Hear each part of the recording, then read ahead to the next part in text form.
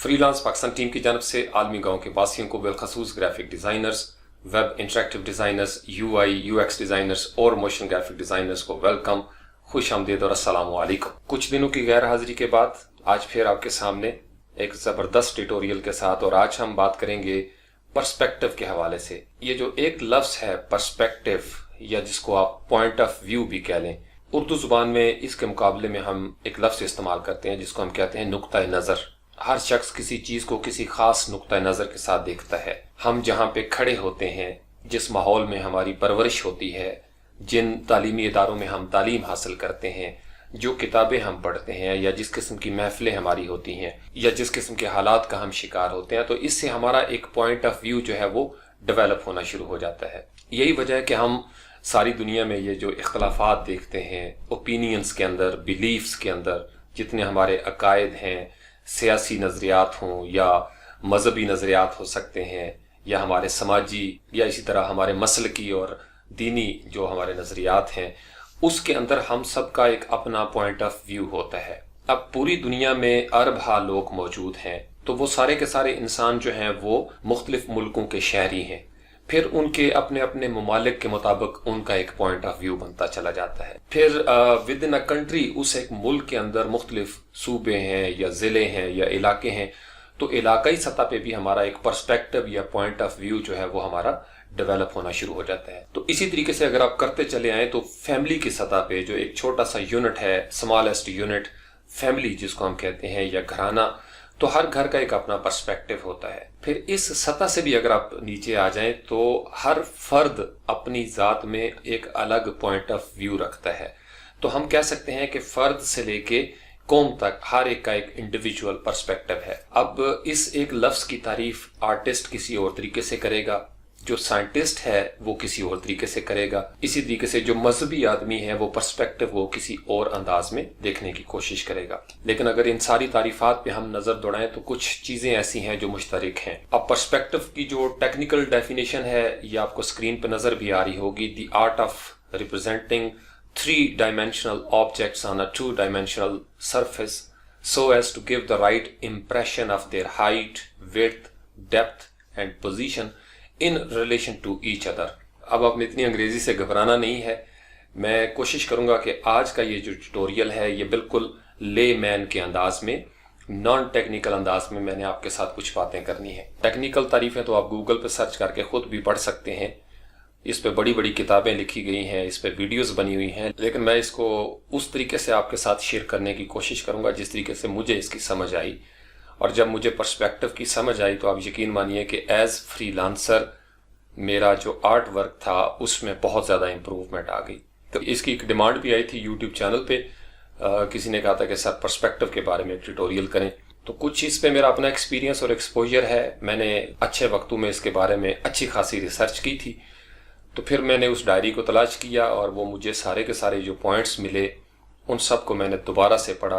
एक किस्म की मैंने तैयारी की, क्योंकि मैं जब भी कोई ट्यूटोरियल करता हूँ तो उससे पहले मैं एक किस्म की तैयारी के मराहिल से गुजरता हूँ। और जो यूट्यूबर हैं, वीडियोस वगैरह बनाते हैं, वो इस चीज़ को अच्छे तरीके से समझ सकते हैं। तो आपका जो नेविगेशनल प्लान होता है वो आपका बड़ा ज़रूरी है कि आपको पता हो आपने सफ़र शुरू कहाँ से करना है, कहाँ कहाँ से गुजरना है, कहाँ रुकना है, और मंजिल जो है वो कहाँ पे है। तो टेक्निकल तारीफ जो है वो पर्सपेक्टिव की आप यूँ समझ लें कि ये जो दुनिया है हमारी, जिस दुनिया में हम रहते हैं, इसकी मुख्तलिफ डायमेंशंस हैं। आपने अक्सर एक लफ्ज़ सुना होगा 3D।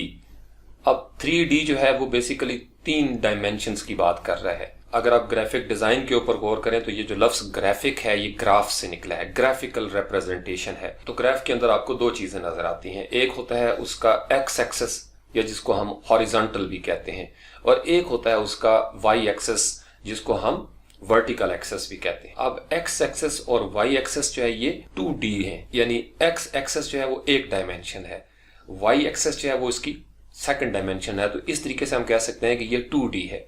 लेकिन जब हम जी एक्सेस की भी बात करेंगे तो वो उसकी थर्ड डायमेंशन होगी। तो नॉर्मल दुनिया में तो हम घूम फिर के देख सकते हैं, हम चीज़ों को आगे से देख सकते हैं, पीछे से देख सकते हैं, राइट से, लेफ्ट से, ऊपर से या नीचे से।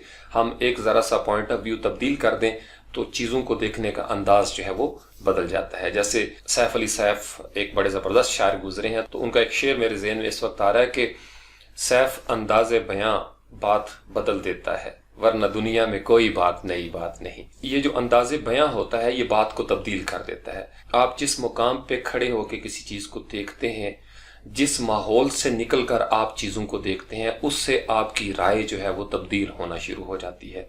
अगर आपने पुरसकून माहौल में तरबियत पाई है या आपने किसी ऐसे माहौल में आपकी तरबियत हुई है जहाँ पे तहजीब थी, अखलाकियात थी, तो आपका जो आउटपुट का लेवल होगा उसके अंदर भी ये सारी चीज़ें शामिल होंगी। तो पॉइंट ऑफ व्यू भी ऐसे ही है कि हम पहाड़ पे चढ़ के चीज़ों को देखेंगे तो हमें किसी और तरीके से नजर आएंगी।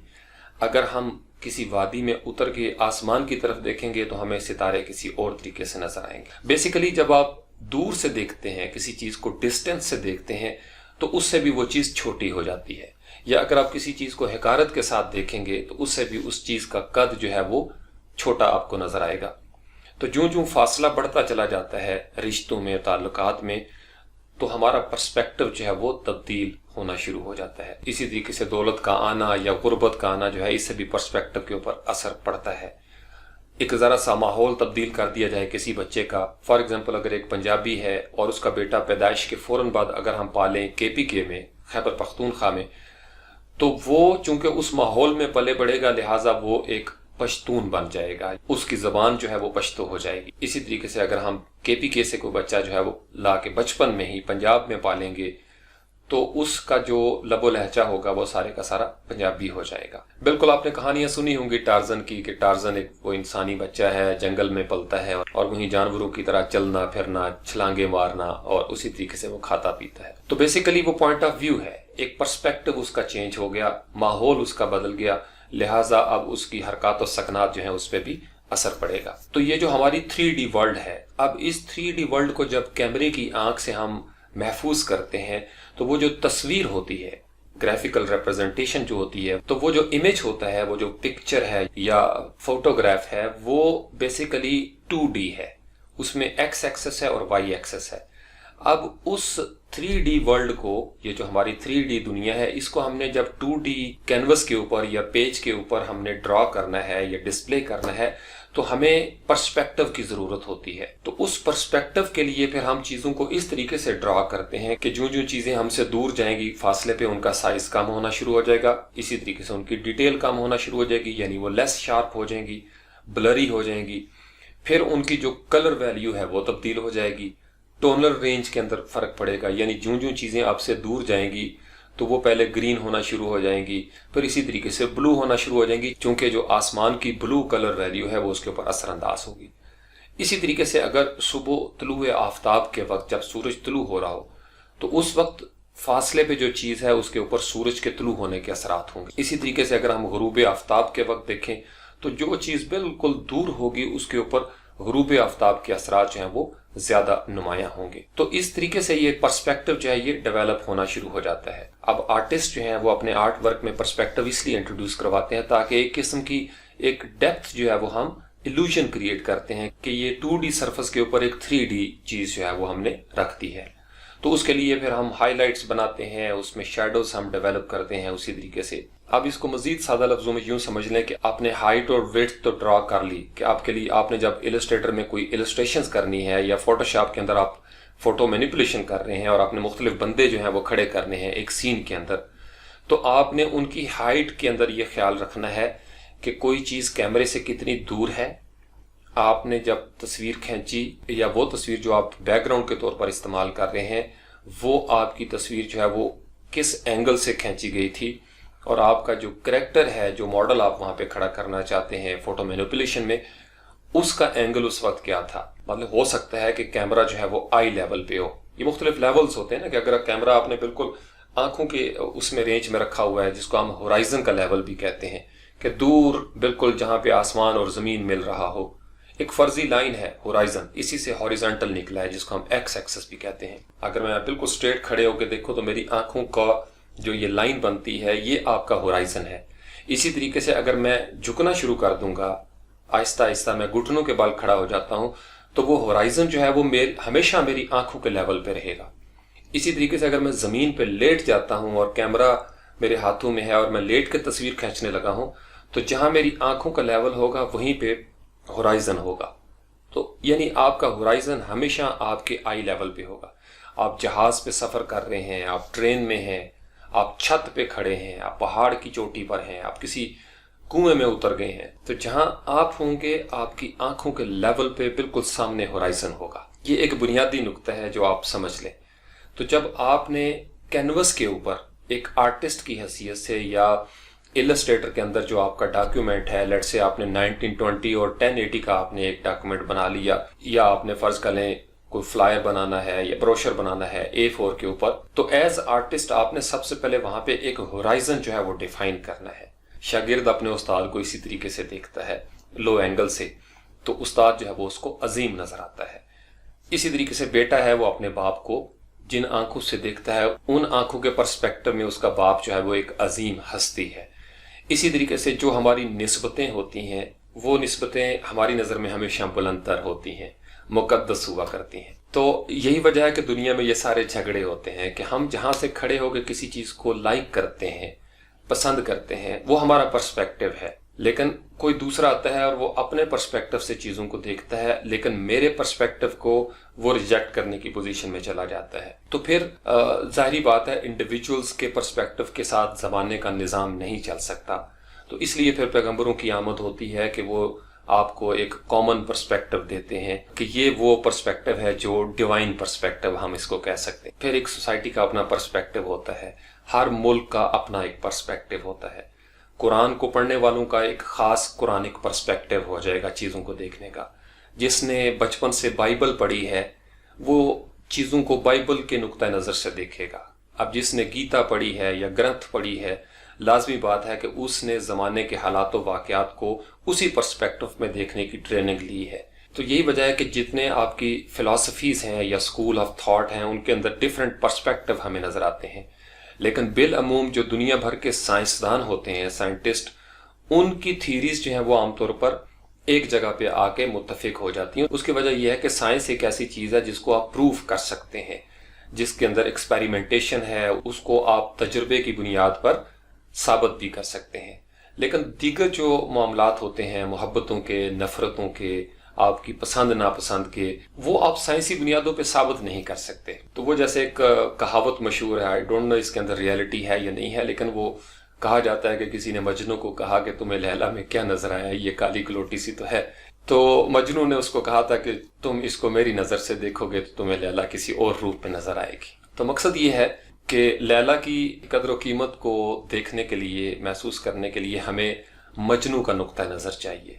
तो अगर हमारे पास मजनू का नुक्ता नज़र नहीं है तो लाजमी बात है कि हम लैला की कदर व कीमत से वाकिफ़ नहीं हो सकते। और ये ज़िंदगी में ये प्रिंसिपल अप्लाई होता है। अगर आप इसको समझ जाएं, इस नुक्ते को, तो आप यकीन माने आपकी ज़िंदगी के बहुत सारी क्वेरीज जो हैं वो दूर हो जाएंगी। बाद में हम इंशाल्लाह इसको इलस्ट्रेटर और फोटोशॉप के अंदर भी अप्लाई करेंगे। लेकिन जो शुरू से चैनल्स को फॉलो कर रहे हैं और वीडियोस देख रहे हैं, उन्हें पता है मेरा एक स्टाइल है और मैं उसी स्टाइल के साथ बोलने से बाज नहीं आ सकता। हर ट्यूटर का, हर यूट्यूबर का अपना पर्सपेक्टिव होगा। जाहिर बात है मैं जिस माहौल में पला बड़ा हूँ, फिर मेरी एक टीचिंग का एक्सपीरियंस है, एडवर्टाइजिंग का एक्सपीरियंस, एक्सपोजर है, तो वो सारी चीज़ें मिलके इस यूट्यूबर के पीछे वो नुक्ता नज़र मौजूद है। तो मैं इसलिए चीज़ों को उस पर्सपेक्टिव में देखता हूँ। तो मेरी कोशिश ये होती है कि मैं आपको ये कॉन्सेप्ट शेयर करने के लिए सारी डायमेंशंस आपके साथ शेयर करूँ। इसका फ़ायदा मुझे पता होता है और सबसे बड़ा फ़ायदा ये है कि फिर आपको ये चीज़ें याद हो जाती हैं। क्योंकि ज़िंदगी को समझने के लिए हमें रट्टा नहीं लगाना पड़ता। ज़िंदगी ऐसी चीज़ नहीं है जिसे हम रट्टा लगा के कामयाबी से गुजार सकेंगे। इसके लिए हमारे कॉन्सेप्ट्स क्लियर होने चाहिए। हमें गम और खुशी का कॉन्सेप्ट क्लियर होना चाहिए। कामयाबी और नाकामी का फ़लसफ़ा जो है वो हमारी रग रग में अगर रच बस जाए तो फिर लाजमी बात है हमारी कुव्वत फ़ैसला जो है उसके अंदर बेहतरी आ जाएगी। जैसे उस्ताद मोहतरम वासिफ अली वासिफ का एक बड़ा ज़बरदस्त मशहूर और मारूफ कौल है कि किसी शय को छोटा समझने के लिए ज़रूरी है कि उसे या दूर से देखा जाए या गरूर से देखा जाए। तो अगर आप किसी चीज़ को फासले से देखेंगे तो वो छोटी चीज़ नज़र आएगी आपको। आपने अक्सर मूवीज़ में देखा होगा, कार्टून मूवीज़ वगैरह में, तो जब कोई डांटने वाला सीन आता है या ईवल सीन आता है कि जैसे कुछ चुड़ैलें या जिन भूत जो हैं वो आगे हैं, तो वो जो फ्राइटेंड कैरेक्टर होता है, डरा हुआ सहमा हुआ कैरेक्टर, तो वो बिल्कुल नीचे ऐसे झुक जाता है और बाकी जो ईवल कैरेक्टर होता है, माइटी या पावरफुल, उसको वो ऊपर से दिखाते हैं बड़ा सा। इसी तरीके से आपने देखा होगा कि अगर एक स्टूडेंट बैठा हुआ है क्लासरूम में और किसी कार्टून कैरेक्टर के अंदर एक टीचर जो है वो डांटने के लिए आगे बढ़ती हैं, तो वो जो टीचर हैं उनको बड़ा करके दिखाया जाएगा और स्टूडेंट जो है वो बिल्कुल छोटा दिखाया जाएगा। इसी तरीके से कार्टून मूवीज के अंदर किसी ताकतवर इंसान का अगर कोई रोल है जो किसी गरीब मज़ारे के ऊपर जुल्म कर रहा है, तो वो जो गरीब होगा उसको छोटा दिखाया जाता है। तो वो बुनियादी तौर पर वो डायरेक्टर या प्रोड्यूसर जो है वो ये इस्टेब्लिश करने की कोशिश कर रहा होता है कि ये सोशल स्टेटस जो है इसका चूंकि कम है, लिहाजा इसका करैक्टर भी उसी तरीके से पोर्ट्रे होना चाहिए। आम जिंदगी में भी हम चीज़ों को इसी नुक्ता नज़र के साथ देखते हैं। अगर एक बंदा जो है वो अच्छा सूटेड बूटेड है तो हम उसको किसी और अंदाज में मिलने की कोशिश करेंगे, लेकिन अगर कोई मातड़ साथी है बिल्कुल आम सा, तो उसके साथ लबो लहजा जो है वो तब्दील हो जाता है। ये इंसान की एक नफ्सियात है। इसी तरीके से आपने अक्सर ये सुना होगा कि सियासी नुक्ता नज़र से ये बात यूं है। इसी तरीके से आप रोज़ रात को मीडिया के ऊपर मुख्तलिफ सियासी टॉक शोज जो हैं वो सुनते हैं, तो उसमें मुख्तलिफ जमातों के नुमाइंदगान जो हैं वो तशरीफ़ लाते हैं और वो अपना अपना नुक्ता नज़र पेश करते हैं। एंकर पर्सन जो है उसका एक अपना नुक्ता नज़र होता है और वो लाजमी बात है कि हर मीडिया हाउस की एक अपनी पॉलिसी या एक पॉइंट ऑफ व्यू होता है और वो उसको लेके आगे बढ़ रहा होता है। यही वजह है कि हमें मुख्तलिफ चैनल्स की पॉलिसी के अंदर एक शिफ्ट नज़र आती है, एक बहुत बड़ा इख्तलाफ नज़र आता है। कोई मशरक़ की बात कर रहा है तो कोई मगरब की बात कर रहा होगा। तो ये सबके पॉइंट ऑफ व्यूज़ होते हैं। पॉलिटिक्स में आपको नज़र आता है, अमेरिका के अंदर भी पॉलिटिक्स के अंदर यही हमें ग्रोहबंदियाँ नज़र आती हैं। पॉइंट ऑफ व्यूज़ हैं, कोई राइटिस्ट है, कोई लेफ्टिस्ट है, कोई डेमोक्रेट है, कोई रिपब्लिकन है। तो ये सियासी नुक्ता हाय नज़र जो है ये भी मौजूद हैं। इसी तरीके से हर मज़हब के अंदर मुख्तलिफ पॉइंट्स ऑफ व्यू रखने वाले लोग होते हैं, स्कूल्स ऑफ थॉट बन जाते हैं। मुख्तलिफ मसालिक जो है वो हमें क्रिश्चियनिटी में भी नज़र आते हैं, हिंदुइज़्म में भी हैं, सिखिज़्म के अंदर भी हैं, इस्लाम के अंदर भी हैं। तो ये मुख्तलिफ फ़िरके जिनको हम कहते हैं, तो ये दरअसल इन तमाम फ़िरकों या मसालक की या ग्रोहों की जो बुनियाद होती है ये मुख्तलिफ पॉइंट ऑफ व्यू के ऊपर होती है। इसी तरीके से अगर हम आर्ट की तरफ आ जाएं तो आर्ट में जैसे डाविंची जो है उसका एक अपना पॉइंट ऑफ व्यू है आर्टिस्ट के तौर पर।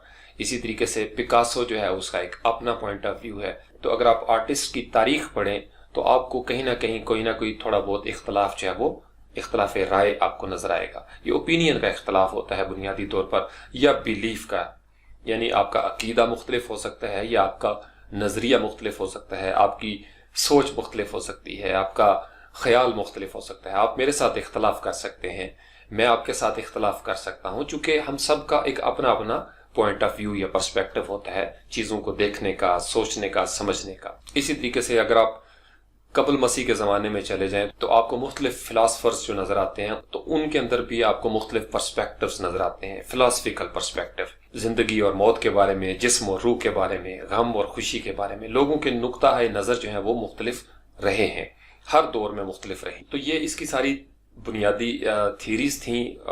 मैंने सोचा कि ये आपका कॉन्सेप्ट जो है ये थोड़ा सा क्लियर होना चाहिए, खासकर जो स्टूडेंट्स वीडियोस को देखते हैं उनके लिए ये बड़ा ज़रूरी था। तो इसलिए मैंने इसकी अहमियत को समझते हुए ये बातें शेयर की ताकि उन स्टूडेंट्स को भी पर्सपेक्टिव की समझ आ जाए कि हर टीचर के पढ़ाने का अंदाज मुख्तलिफ होता है, स्टूडेंट्स के पढ़ने का अंदाज मुख्तलिफ होता है। तो ये जो इख्तलाफ है ये हुस्न है इस कायनात का। तो पॉइंट ऑफ व्यू के डिफरेंट होने से चीज़ें जो हैं वो बिगाड़ की तरफ नहीं जाती, बल्कि ये एक हुस्न है। बिगाड़ उस वक्त पैदा होता है जब हम अपने पॉइंट ऑफ व्यू को बजोरे बाजू ताकत के साथ नाफिजुल अमल करने की कोशिश करते हैं, नाफिज करने की कोशिश करते हैं, तो फिर फसाद पैदा होता है या बिगाड़ पैदा होना शुरू हो जाता है। किसी के पर्सपेक्टिव को या पॉइंट ऑफ व्यू को चेंज करने के लिए आपको पहले उसके पॉइंट ऑफ व्यू पे जाके उसको समझना पड़ेगा कि वो किसी चीज़ को किस तरीके से देखता है। मैं इसमें ज़्यादा डेप्थ में नहीं जाता मसाले के हवाले से, क्योंकि ये हमारा फिर मौजू से हम हट जाएंगे। लेकिन अगर कभी मौका मिला तो किसी और नशिस्त में इंशाल्लाह मैं आपको ये भी बताऊंगा कि ये इख्तलाफात जो हैं वो कैसे डेवलप होते चले जाते हैं वक्त के साथ साथ, और ये हर जगह पे है। ये सेम पैटर्न आपको नज़र आएगा मज़हब के अंदर, सियासत में, तिजारत के अंदर, तालीम के अंदर, इसी तरीके से ज़िंदगी के तमाम शोबे जो हैं almost all walks of life, जितने भी डिपार्टमेंट्स हैं हमारी कायनात के, उन सब के अंदर पॉइंट्स ऑफ व्यू का डिफरेंस मौजूद है। और ये इस कायनात का हुस्न है। एक बाग के अंदर मुख्तलिफ रंगों के फूल खिले हुए हों तो अच्छे लगते हैं, एक ही किस्म के फूल अगर खिले हुए हों तो उस तरीके से मज़ा नहीं आता। ये हमारे हाथ की उंगलियां जो है, ये 5, इनके अंदर भी एक इख्तलाफ है। तो हम सब के फिंगरप्रिंट्स एक दूसरे से मुख्तलिफ होते हैं। तो ये कायनात के अंदर मुख्तलिफ निशानियां हैं कि हमें एक दूसरे के साथ मिल के चलना है, बर्दाश्त करके चलना है, टॉलरेंस थोड़ी सी पैदा करनी है, अपना नुक्ता नज़र बयान करना है, दूसरे के नुक्ता नज़र को सुनना है। तो ये तो थी पर्सपेक्टिव की एक बुनियादी तारीफ और उसके बारे में कुछ बुनियादी तसव्वुरात। अब ये एक सेहतमंद पर्सपेक्टिव की हम बात कर रहे थे। जैसे जिस्म बीमार हो जाता है, बुखार हो जाता है, गला खराब हो गया, फ्लू लग गया आपको, तो वो बीमारियां होती हैं जिस्म की। रूह की बीमारियां होती हैं, झूठ है, मुनाफकत है, गीबत है। तो इसी तरीके से पर्सपेक्टिव जो है, इसकी भी बीमारियां हैं। इसको टेक्निकल जुबान में हम कहते हैं पर्सपेक्टिव डिस्टॉर्शन। एक किस्म का ये डिस्टॉर्ट हो जाता है जब किसी चीज के अंदर डिफॉर्मेशन हो जाती है, इमेज के अंदर वो टेढ़ा मेढ़ा हो जाता है, तो वो हम कहते हैं कि पर्सपेक्टिव डिस्टॉर्ट हो गया है। तो पर्सपेक्टिव डिस्टॉर्शन जो है, इसकी फर्दर आगे फिर 2 टाइप्स हो सकती हैं। एक आपका ऑप्टिकल डिस्टॉर्शन होता है, एक आपका पर्सपेक्टिव का डिस्टॉर्शन है। पर्सपेक्टिव का डिस्टॉर्शन जो है, ये पोजीशन के साथ रिलेटेड होता है कि आपके कैमरे का एंगल क्या था, या वो जो सब्जेक्ट जिसकी तस्वीर आपने खींची है या इलस्ट्रेटर पे आपने बनाई है या फोटोशॉप में आप मैनिपुलेशन करते हैं, तो उसका पर्सपेक्टिव क्या था, वो किस तरीके से डिमिनिश हो रही है या रिसीड करती है, फासले पे गायब होती चली जाती है। दूसरा होता है ऑप्टिकल। ऑप्टिकल इल्यूजन जो है, ये बेसिकली लेंस के साथ होता है। जो कैमरे के आगे लेंस लगे होते हैं, उनकी वजह से कभी आपने देखा होगा उसके अंदर मुख्तलिफ किस्म की डिस्टॉर्शन जो है वो हमें नजर आना शुरू हो जाती है। तो 3 किस्म की लेंस की डिस्टॉर्शन हो सकती हैं। बैरल डिस्टॉर्शन होती है, पिन कुशन होता है, फिर इसी तरीके से मस्टैश डिस्टॉर्शन, या जिसको वेवी और कम्प्लेक्स डिस्टॉर्शन भी कहते हैं। तो ये इसकी ज्यादा डिटेल में हम अभी इस वक्त नहीं जाएंगे, सिर्फ आप कॉन्सेप्ट ये समझें कि पर्सपेक्टिव की ये बीमारियां हैं।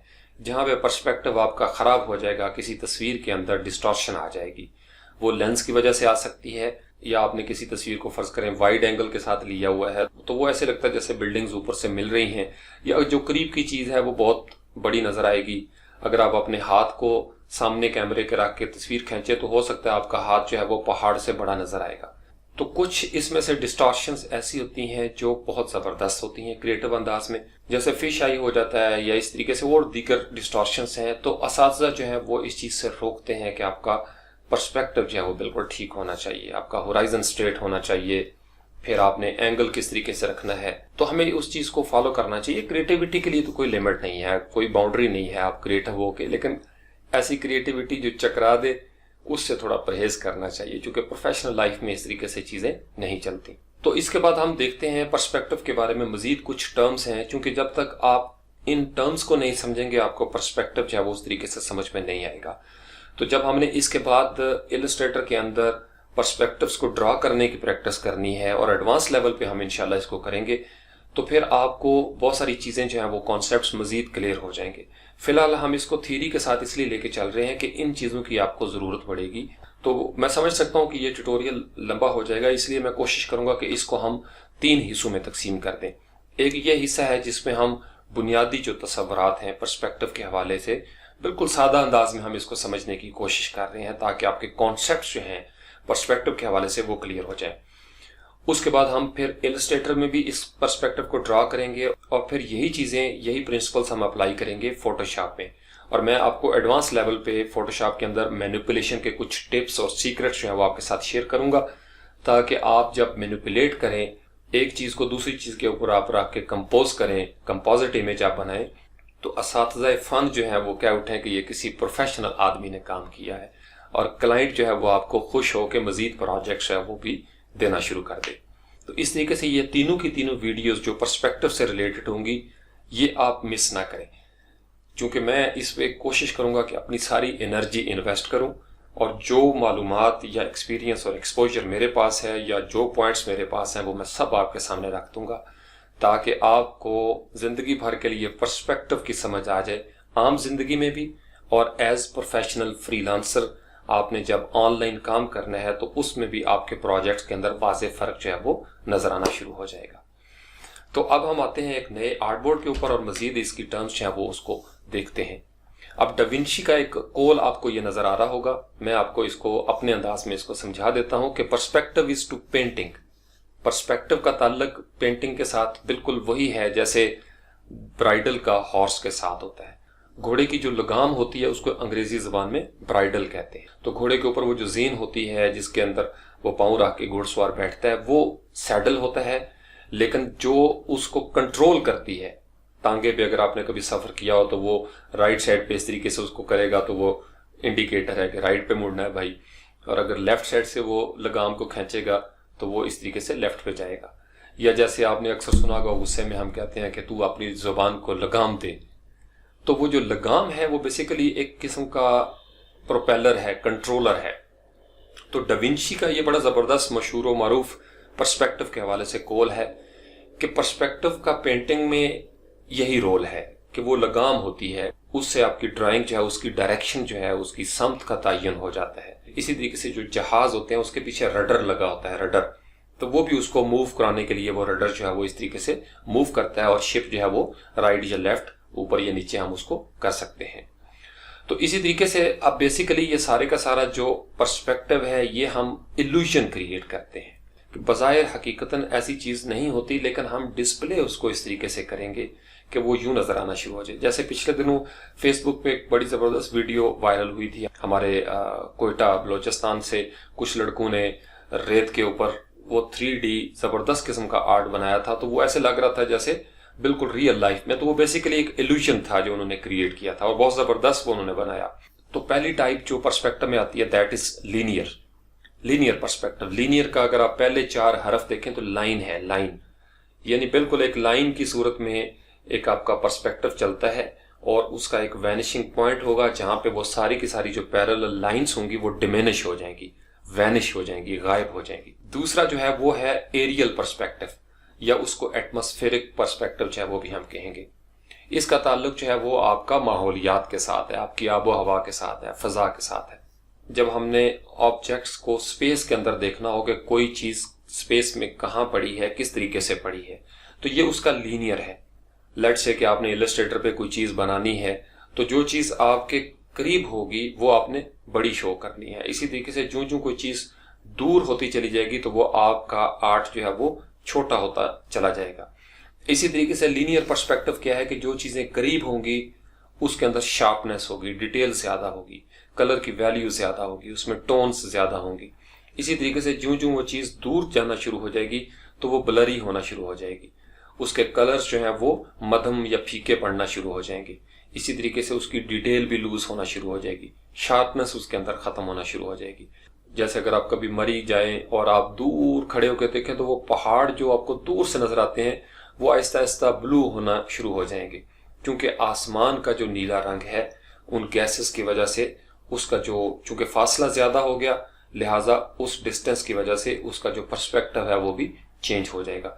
तो बिल्कुल बिगनिंग में क्या होता है कि जब हम मैनिपुलेशन करते हैं या इलस्ट्रेटर पे कोई चीज बनाते हैं तो हम बिल्कुल फ्लैट सरफेस के ऊपर चीजें बनाते हैं और हमने कोई चीज यहाँ से काट के लगाई है, फर्ज करें पहाड़ हम कहीं से लेके आए और इसी तरीके से पानी कहीं से उठाया, करैक्टर कहीं से उठाया, तो इनको जब हम कंपोजिट इमेज बनाते हैं, जोड़ते हैं इनको आपस में, तो हम इसके अंदर इसकी जो कलर वैल्यू है या ब्राइटनेस लेवल है उसको कंट्रोल नहीं करते। तो उसको देख के कोई भी बंदा ये जज कर लेता है कि ये किसी ना तजर्बाकार की कारस्तानी है। मैं भी शुरू में जब मैनिपुलेशन करता था तो वो मेरे भी एंगल और पर्सपेक्टिव मुख्तलिफ हुआ करते थे। तो आज जब मैं उन पुरानी तस्वीरों को देखता हूँ तो मुझे खुद हंसी आती है और ये इसमें कोई बुरी बात नहीं। शुरू में आप इसी तरीके से ही करते हैं, लेकिन अगर आपका लर्निंग का सफर जारी रहे तो फिर आप आहिस्ता आहिस्ता अपनी मिस्टेक्स से सीखते हैं, असातिज़ा से सीखते हैं। तो फिर एक वक्त आता है कि आपको तमाम तसव्वुरात क्लियर होना शुरू हो जाते हैं। तो फिर वक्त के साथ साथ जो आप आगे बढ़ते हैं बहुत सारी तब्दीलियां जो है वो आना शुरू हो जाती हैं। पर्सपेक्टिव में हमने व्यू पॉइंट को डिस्कस कर लिया, पॉइंट ऑफ व्यू या व्यू पॉइंट कि आप किसी चीज को कहाँ से देखते हैं, पर्सपेक्टिव पे असरअंदाज होता है। फिर हमने आई लेवल और होराइजन को भी डिस्कस किया। तीसरा होता है वैनिशिंग पॉइंट कि कोई चीज जो है वो जहां से हम खड़े होकर देखते हैं वो सारी की सारी चीजें बिल्कुल कहीं पे जाके मिल जाती हैं। इनफैक्ट वो लाइंस आपस में मिल नहीं रही। जैसे आप फर्ज करें रेलवे ट्रैक के ऊपर खड़े हो जाएं और आप दूर जाते हुए रेलवे ट्रैक को देखें तो ऐसे लगता है जैसे वो बिल्कुल उल्टा वी शेप जो है वो बन गई है। हालांकि वो हमेशा पैरेलल रहेंगी एक दूसरे के, लेकिन हमें नजर आता है कि जैसे वो आपस में कन्वर्ज हो रही हैं। कन्वर्ज, तो ये टर्म जो है ये पर्सपेक्टिव में बहुत इस्तेमाल होगी, कन्वर्ज। तो किसी चीज का कन्वर्ज हो जाना या रिसीड हो जाना या डिमिनिश हो जाना, ये मुख्तलिफ अल्फाज हैं जो आप अपनी ऑनलाइन जॉब्स में अक्सर देखेंगे। तो ये सारा पर्सपेक्टिव जो है ये 4 चीजों के ऊपर असरअंदाज होगा। चीजें दूर जाएंगी तो साइज कम होना शुरू हो जाएगा। आपने चीजों को करीब से डिस्प्ले करना है तो साइज आपको बड़ा करना पड़ेगा। इसी तरीके से अगर आप बिल्डिंग के ऊपर खड़े होकर कोई चीज ड्रॉ कर रहे हैं, आपके सामने तो एक पेपर है जिसपे एक आर्टिस्ट ने अपने कैनवस के ऊपर कुछ ड्रॉ करना है, तो आपने ये इल्यूजन क्रिएट करना है कि ये इस कैनवस के ऊपर जो मेरा आर्ट वर्क है ये बुलंदी से हम देख रहे हैं। बेसिकली आर्टिस्ट तो जमीन पे खड़ा होकर बना रहा है, लेकिन उसके जहन में उस वक्त जो कैमरा फिट होता है वो हाई लेवल पे है। तो वो ऊपर से जब चीजों को देखेगा तो उसको हम कहेंगे कि ये उसने हाई लेवल से एक तस्वीर ली है।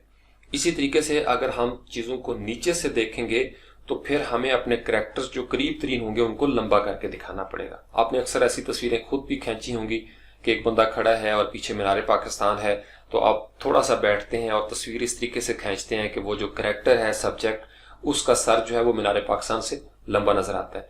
या समटाइम्स हम मीनार पाकिस्तान को हाथ ऊपर रखते हैं ऐसे जैसे हमने पकड़ा हुआ है। तो ये छोटे छोटे टिप्स और ट्रिक्स होती हैं। इस तरीके से फन जो है वो हम क्रिएट कर सकते हैं इसके अंदर। तो इसी तरीके से कुछ और टर्म्स हैं, जैसे अब जहां पे हम खड़े होते हैं वो होता है हमारा ग्राउंड प्लेन। वो प्लेन है जहां पे हम खड़े हैं, या कैमरामैन खड़ा है या आर्टिस्ट जो है वो खड़ा है, उसको हम कहेंगे कि ये ग्राउंड प्लेन है।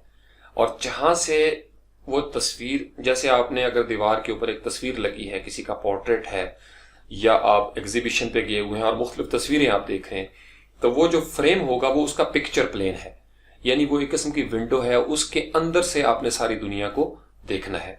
मोनालिसा की तस्वीर आपने देखी होगी, बहुत मशहूर है, और अक्सर दोस्त ये सवाल करते हैं कि मोनालिसा की तस्वीर में आखिर ऐसी क्या बात है। तो कुछ लोग जवाब देते हैं कि उसकी मुस्कुराहट बड़ी ज़बरदस्त है, इस वजह से ये दुनिया में एक शाहकार बन गया।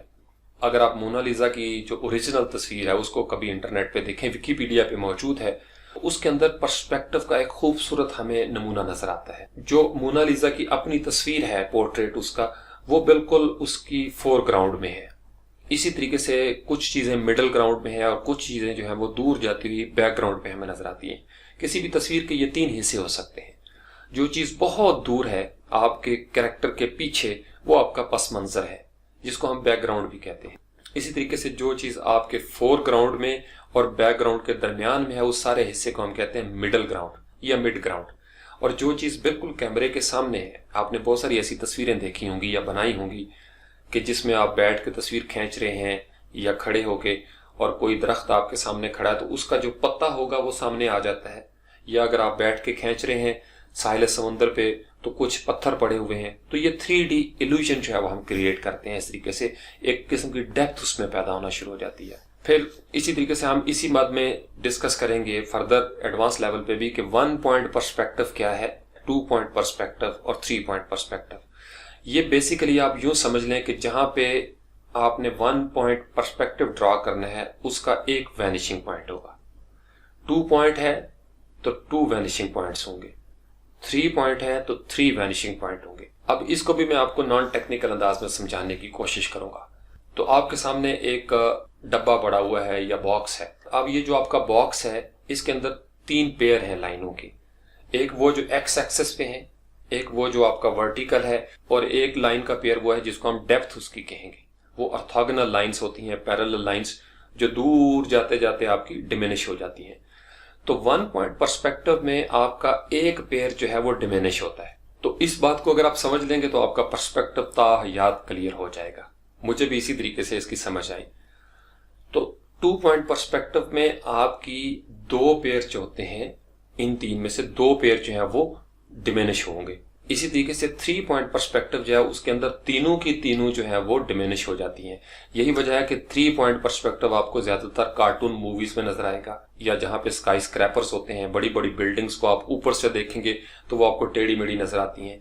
या आप नीचे से अगर बिल्डिंगों को देखेंगे ऊपर की तरफ तो उसके दो लेवल होते हैं, एक ऊपर होता है आसमान की तरफ, एक फर्जी नुक्ता है जिसको हम जीनत कहते हैं, और एक होता है जो बिल्कुल जमीन के नीचे एक नुक्ता समझा जाता है, उसको हम कहते हैं नादिर या नादिर। तो वो जो नादिर या नादिर है वो आपका ग्राउंड लेवल पे है, और जीनत जो है वो आपका स्काई लेवल पे होता है। यानी जब आपने बच्चे के अंदाज में या चिमटी के अंदाज में किसी चीज को देखना है ऊपर की तरफ, तो वो अब जीनत की तरफ वो चीजें जो है वो कन्वर्ज होना शुरू हो जाएगी, वो उसका थर्ड वैनिशिंग पॉइंट होगा। इसी तरीके से अगर आप बर्ड आई व्यू लेते हैं, जीनत पे जाके आप नीचे देखते हैं, तो फिर आपको चीजें जो है वो किसी और एंगल में नजर आएगी। यही वजह है कि 3 पॉइंट पर्सपेक्टिव जो है उसको लोग कहते हैं कि ये बड़ा कॉम्प्लिकेटेड होता है, हालांकि बहुत आसान है। तो 3 पॉइंट के अंदर 3 वैनिशिंग पॉइंट आपने दरअसल बनाने होते हैं। इसी तरीके से एक और बड़ी जबरदस्त टर्म है जिसको हम कहते हैं फोरशॉर्टनिंग। अब फोरशॉर्टनिंग को आप यूं समझ लें कि अगर आपने टेबल के ऊपर अपना मोबाइल रखा हुआ है और आप उसके साथ पीछे बैठ के तस्वीर खींचते हैं, जहां पे वो बिल्कुल आपने टेबल पे रखा हुआ है, तो किसी दूसरे मोबाइल से जब आप तस्वीर खींचते हैं तो जो चीज करीब होती है वो चौड़ी नजर आती है, वो बड़ी नजर आती है। तो ज्यों ज्यों वो चीज आगे जाएगी तो वो इस तरीके से, हालांकि मोबाइल का एक साइज होगा, लेकिन जब आप उसको दूसरे एंगल से देखेंगे तो वो फोरशॉर्टनिंग होती है।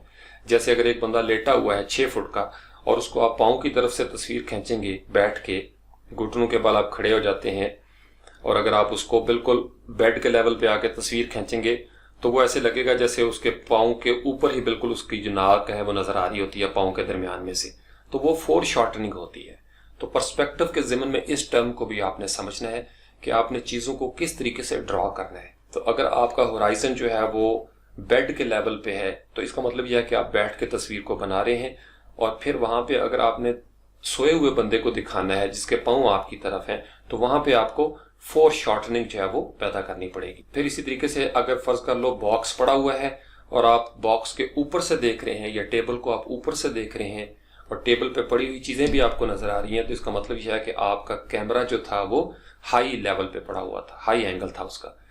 लेकिन अगर आप टेबल के नीचे से देख रहे हैं चीजों को और आपको सीलिंग भी नजर आ रही है, पंखा भी छत पे लगा हुआ नजर आ रहा है, तो इसका मतलब यह है कि आपने कैमरा लो एंगल पे रखा था और चीजें जो है वो ऊपर वाली आपको नजर आना शुरू हो गई हैं। तो ये कुछ बुनियादी तस्वुरात थे। अब हम फोटोशॉप में जाके कुछ इसकी एग्जांपल्स जो है वो देखने की कोशिश करते हैं।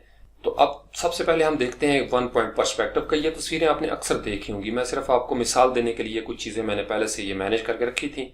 तो 1 पॉइंट पर्सपेक्टिव ज्यादातर सड़कों पे या बिल्डिंग के जो हॉलवेज होते हैं या रेलवे ट्रैक होता है, दूर जाता हुआ कच्चा रास्ता, उस पे 1 पॉइंट पर्सपेक्टिव आपको नजर आता है। तो यहाँ अगर आप इस तस्वीर पे देखें तो ये जो नुक्ता है दूर जाता हुआ, बेसिकली उसमें भी इतना ही डिस्टेंस होगा, लेकिन चूंकि वो दूर जा रहा है तो यहाँ पे उसका एक वैनिशिंग पॉइंट जो है वो हमें नजर आएगा इस तस्वीर के ऊपर। तो ये उसकी इस तरीके से ये लाइन जो है ये ऑर्थोगोनल लाइंस बनती हैं। बाकी इसी तरीके से इसके अंदर पैरेलल लाइंस होती हैं और वर्टिकल लाइंस होंगी, लेकिन ये जो लाइनें जा रही हैं ये जाके वहां पे मिल जाएंगी। वो बेशक आप ऊपर से लेके आए वो भी यहाँ पे मिल जाएंगी। जितनी मर्जी आप 360 आप लाइंस यहाँ पे ड्रॉ कर लें तो वो सारी की सारी एक वैनिशिंग पॉइंट के ऊपर जाके डिमिनिश हो जाएंगी, गायब हो जाएंगी। इसी तरीके से एक दूसरी मिसाल है, यहाँ पे भी आपने देखा ये सड़क है, ये इस तरीके से जाती है और इस नुक्ते पे जाके ये मिल जाती है। इसके अंदर आपको एटमॉस्फेरिक जो है वो भी पर्सपेक्टिव नजर आएगा। ये आपने देखा ये जितनी चीजें करीब थी फोरग्राउंड में ये शार्प हैं, इनके अंदर डिटेल है। इसी तरीके से ज्यों ज्यों आप आगे जाते हैं, चूंकि दरमियान में घास की या दरख्तों की एक लाइन होती है, तो वो थोड़ा सा ग्रीन स्पेक्ट्रम जो है उसमें हम दाखिल हो जाते हैं। अब चूंकि ये डे टाइम की है तो आपने ये देखा ये जो पहाड़ हैं इनके ऊपर आसमान का नीला रंग जो है ये नजर आना शुरू हो जाता है। तो ये उसका एरियल या एटमॉस्फेरिक पर्सपेक्टिव है, और ये जो है ये उसका 1 पॉइंट पर्सपेक्टिव है। चीजें जो है वो यहाँ पे जाके डिमिनिश हो रही हैं। अब इस तस्वीर को देख के आप अंदाजा लगा सकते हैं कि इस तस्वीर को खींचने वाला जो है वो कितनी हाइट पे खड़ा था। क्योंकि ये जो है ये आपका होराइजन है, तो ये बंदा जो है वो इतनी लंबी हाइट वाला नहीं था और उसने खड़े होकर ये तस्वीर जो है वो खींची है। अगर तस्वीर बिल्कुल वो बैठ के खींचता तो ये रोड मजीद थोड़ी सी क्लियर नजर आती। इसी तरीके से अगर वो किसी बिल्डिंग से देखता तो फिर हमें ये पर्सपेक्टिव किसी और अंदाज में नजर आना था। तो अब चूंकि ये आपका जो होराइजन है वो तकरीबन 1/3 से थोड़ा सा ऊपर है, तो इससे हमें आइडिया हो जाता है कि ये बिल्कुल खड़ा हुआ नहीं है, लेकिन या इसने थोड़ा सा नीचे होकर तस्वीर को खींचा या ये छोटी हाइट का बंदा होगा, क्योंकि हाइट का जो है वो भी फर्क पड़ जाता है इस चीज में। इसी तरीके से इस नेक्स्ट को आप देखें, ये रेलवे ट्रैक है, ये एक जंगल में बिल्कुल वहां पे वैनिशिंग पॉइंट जो है वो नजर आता है, और जहां पे वैनिशिंग पॉइंट होगा वहां पे आपका होराइजन होता है। यानी यहाँ पे वैनिशिंग पॉइंट है तो होराइजन आपका इस तरीके से ये बनेगा।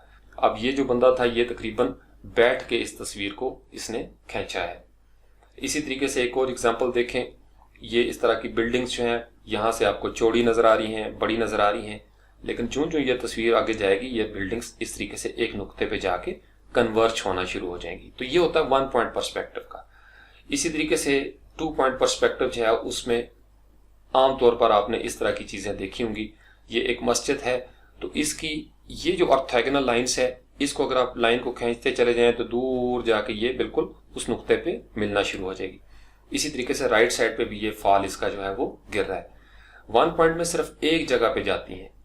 2 पॉइंट में जैसे मैं आपको बता रहा था कि 2 पेयर्स जो है वो डिमिनिश होते हैं और 2 वैनिशिंग पॉइंट होते हैं, लेकिन होंगे वो सारे के सारे इस लेवल पे जो आपका होराइजन जो है वो बनता है उसके अंदर। 2 पॉइंट के अंदर यहाँ पे भी अगर आप देखें एक लाइन अगर हम यहाँ पे ड्रा करें, इसी तरीके से इस लाइन को भी अगर आप ड्रा करते चले जाएं तो इसका होराइजन जो है वो भी हम इजीली डिफाइन कर सकते हैं। किसी भी तस्वीर के अंदर जहां पे आपको कुछ लाइनें इस तरह की नजर आ जाएं, हॉरिजॉन्टल, वर्टिकल और ऑर्थोगोनल लाइंस, तो वहां पे आप पर्सपेक्टिव जो है वो डिफाइन कर सकते हैं कि इसका आई लेवल कितना था और इसका वैनिशिंग पॉइंट जो है वो कहाँ पे था। इसी तरीके से यहाँ पे अगर आप देखें तो ये भी 2 पॉइंट पर्सपेक्टिव जो है वो बनता है। इस तरीके से भी लाइनें जो है वो डिमिनिश हो जाएंगी और ये एरिया भी अगर हम खींच के आगे ले जाएं तो ये 2 पॉइंट पर्सपेक्टिव में हमें चीजें नजर आना शुरू हो जाएंगी। तो ये एंड व्यू है, लेकिन 3 पॉइंट पर्सपेक्टिव है तो इसके अंदर हमें हॉरिजॉन्टल भी और वर्टिकल भी और इसी तरीके से डेप्थ भी हमें इसके अंदर दिखाई देती है और 3 वैनिशिंग पॉइंट जो है वो इसके अंदर मौजूद हैं। इसी तरीके से ये आपका बर्ड आई व्यू है और इन बिल्डिंग्स को आप देखें तो मुख्तलिफ पर्सपेक्टिव में ये आपको नजर आना शुरू हो जाएंगी। कोई इस तरह लेफ्ट साइड पे झुकी हुई है, कोई राइट साइड पे जा रही है। तो ये 3 पॉइंट पर्सपेक्टिव की इस तरह की एग्जांपल्स जो है वो हमें आमतौर पर नजर आती हैं। तो इस तरीके से एक पर्सपेक्टिव आपका यहाँ पे जा रहा है, एक यहाँ पे जा रहा है और ये एक वैनिशिंग पॉइंट होता है जो कि ये होराइजन से बिल्कुल हट जाता है। तो एक और पर्सपेक्टिव यहाँ पे हमें बनता नजर आता है इस हवाले से, तो इसलिए ये थोड़ा सा कॉम्प्लिकेटेड हो जाता है। उसके बाद इसके कुछ एंगल्स हैं, ये नॉर्मल है, ये बिल्कुल आई लेवल इसको हम कहेंगे, ये नॉर्मल व्यू है। बंदे ने खड़े होकर एक तस्वीर खींची, आप ये देखें बिल्कुल यहाँ पे होराइजन इस जगह पे सेंटर में आ रहा है और ये आपको उसका बैकग्राउंड नजर आ रहा है, ये आपका मिडिल ग्राउंड है, ये सारे का सारा, और ये आपका फोरग्राउंड है। तो आमतौर पर जो नए फोटोग्राफर होते हैं वो मोस्टली इसी तरह की बिल्कुल स्ट्रेट फॉरवर्ड तस्वीरें जो हैं वो खींचते हैं।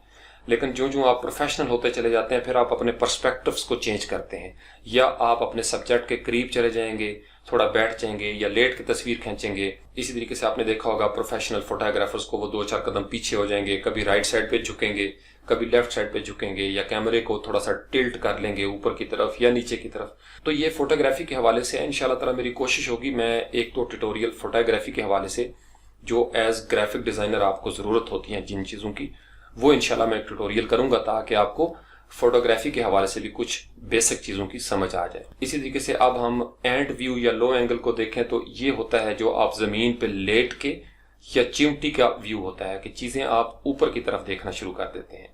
लेकिन अगर आप चीजों को ऊपर से देखें नीचे की तरफ तो इस तरीके से ये बर्ड आई व्यू बनता है और चीजें आपको इस तरीके से नजर आती हैं। यानी आपने अगर इलस्ट्रेटर के अंदर चीजों को ड्रा करना है और इस तरीके से आपने एक कैनवस के ऊपर चीजें ड्रा की हैं तो फिर आपको इस तरीके से इतना साइज आपका रखना पड़ेगा। तो ये आपके ऊपर डिपेंड करता है कि आप कितने डिस्टेंस पे चीजें जो है वो बनाना चाह रहे हैं।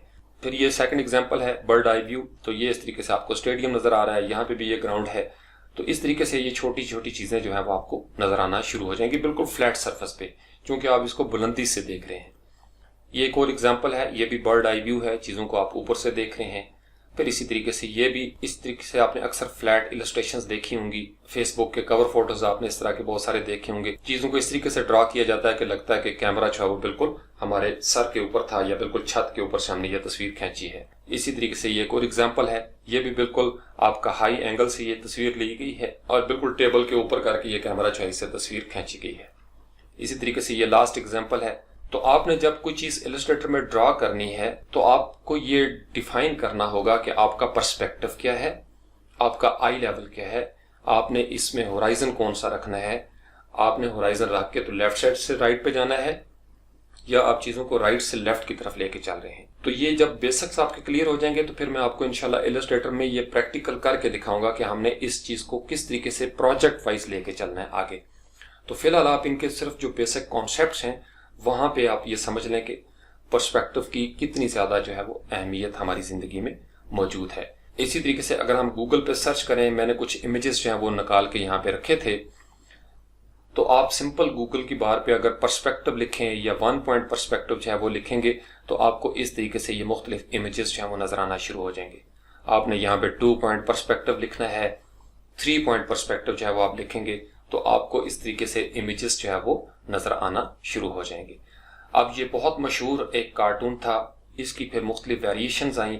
अब यहाँ पे ये देखें 2 कैरेक्टर्स हैं। अब इन 2 कैरेक्टर्स के अंदर ये वो हिस्सा है जिसपे मैंने शुरू में बात की थी कि यहाँ पे ये एक शख्स खड़ा है और ये दूसरा कैरेक्टर है। जिस जगह पे ये खड़ा है उसको ये 6 नजर आता है, 6, और जिस जगह पे ये बंदा खड़ा है उसको ये 9 नजर आता है। अब ये इस बात पे एक दूसरे के ऊपर चीख रहे हैं, जो आपको सोशल मीडिया पे भी नजर आता है। ये कहता है कि ये 6 है, वो कहता है कि ये 9 है। अब दोनों अपनी जगह पे दुरुस्त हैं, तो ये उनका इख्तलाफ इस वजह से आया कि ये उनका पॉइंट ऑफ व्यू या उनका पर्सपेक्टिव चेंज था। तो ये बंदा अगर 2 कदम चल के इधर आ जाए या ये बंदा 2 कदम चल के इस जगह पे चला जाए, तो दूसरे के पॉइंट ऑफ व्यू पे जाके जब आप देखते हैं कि यार वो बंदा किस माहौल में पला बढ़ा, वो ये बात क्यों कर रहा है, तो फिर आपको समझ आ जाएगी। तो फिर एक तीसरा रास्ता होता है जिस पे आप मुत्तफिक हो सकते हैं। तो वो तीसरा रास्ता होता है दलील का, एक मुस्तहकम दलील है। दलील के बाद भी अगर कोई ना माने तो आप उसको उसके हाल पे छोड़ सकते हैं। लेकिन अगर आपने ये तय किया हो कि मैं हर हाल में दुरुस्त हूं और दूसरा हर हाल में गलत है, तो दूसरे को भी यही हक पहुंचता है कि वो भी इसी किस्म की राय रखे, और इसी बात का सारा झगड़ा है दुनिया के अंदर। तो इसी तरीके से बड़ी जबरदस्त यूजफुल साइट है, इसको मैंने कभी कंसल्ट किया था तो ये URL मेरे जेन में था, तो मैंने इसके भी कुछ लिंक्स जो हैं वो ओपन करके रखे हुए हैं। अगर आप यहाँ पे जाएं artfactory.com, artfactory.com, तो इसके अंदर ये पर्सपेक्टिव ड्राइंग के हवाले से काफी बेसिक चीजें मौजूद हैं। इसकी खूबसूरत चीज ये है कि ये स्लाइडर है, इसको आप इस तरीके से ड्रैग करके राइट या लेफ्ट जो है वो स्वाइप कर सकते हैं। तो ये सबसे पहले ये पर्सपेक्टिव है। ये जो लाइन जा रही है रेड कलर की, ये ऑर्थोगोनल लाइंस हैं, और ये जो ग्रीन आपको नजर आ रही है, आपने देखा वर्टिकल भी और हॉरिजॉन्टल भी। तो हॉरिजॉन्टल और वर्टिकल हमेशा 1 पॉइंट पर्सपेक्टिव में सीधी होंगी।